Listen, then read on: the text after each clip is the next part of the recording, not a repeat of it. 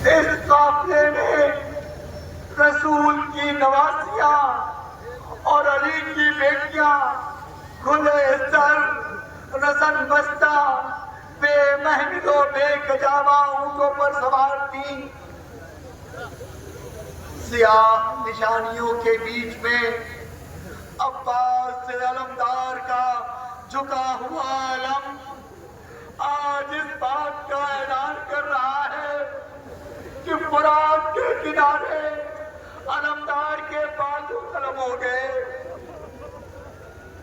عباس کا لاشا تو خیمے میں نہ آ سکا تھا، البتہ حسین یہ جھکا ہوا علم خیمے میں لائے تھے، اور جسے دیکھتے ہی سکینہ کی آس ٹوٹ گئی تھی، اور پھر خیمے سے کسی بچے کی التش کی آواز نہیں سنائی دی تھی۔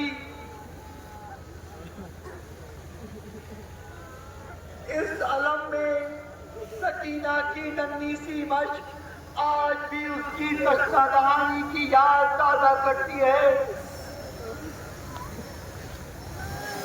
اور اب عباس کے علم کے بعد حسین مظلوم کا رہبار آ رہا ہے۔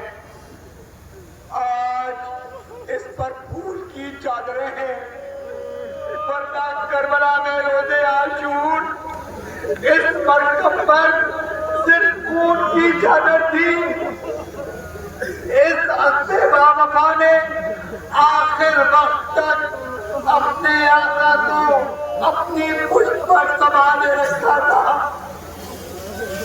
اور پھر عاشور کے بعد جب یہ اپنی پیشانی پر خون ملے اپنے آقا کی خبر شہادت دینے درے خیمہ پر آیا ہوگا تو سکینہ نے گھبرا کر پوچھا ہوگا، اے رہبار میرا بابا کیا ہوا؟ یہ زین خالی کیوں ہے؟ یہ پیشانی پر خون کیسا ہے؟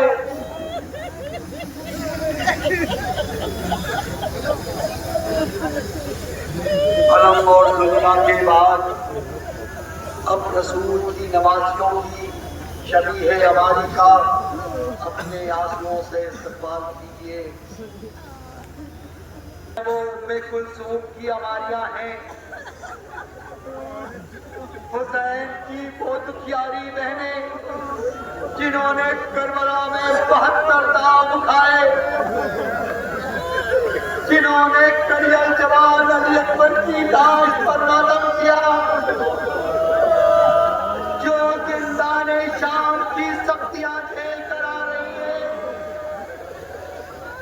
جن کے بازوؤں پر اب تک کیل کے نشان ابھرے ہوئے ہیں، مگر آج یزیدیت کی بنیادیں مسمار کر کے آ رہی ہیں، حق اور صداقت کا پرچم بلند کر کے آ رہے ہیں۔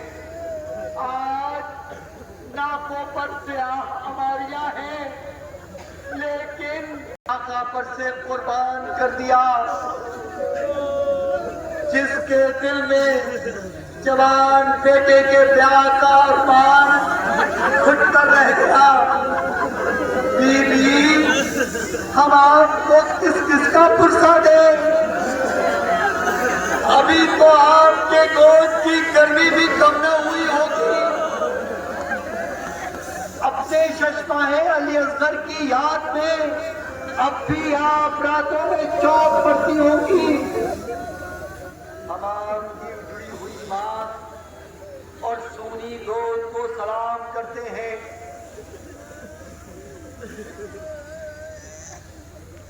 زندہ ہے جو کربلا کے ہر مصائب میں اہل بیت کے ساتھ رہی، لیکن آج مدینے جاتے ہوئے یہ ضرور سوچ رہی ہوں گی کہ جب قبر فاطمہ زہرا سے آواز آئے گی کہ بیٹا تجھے تو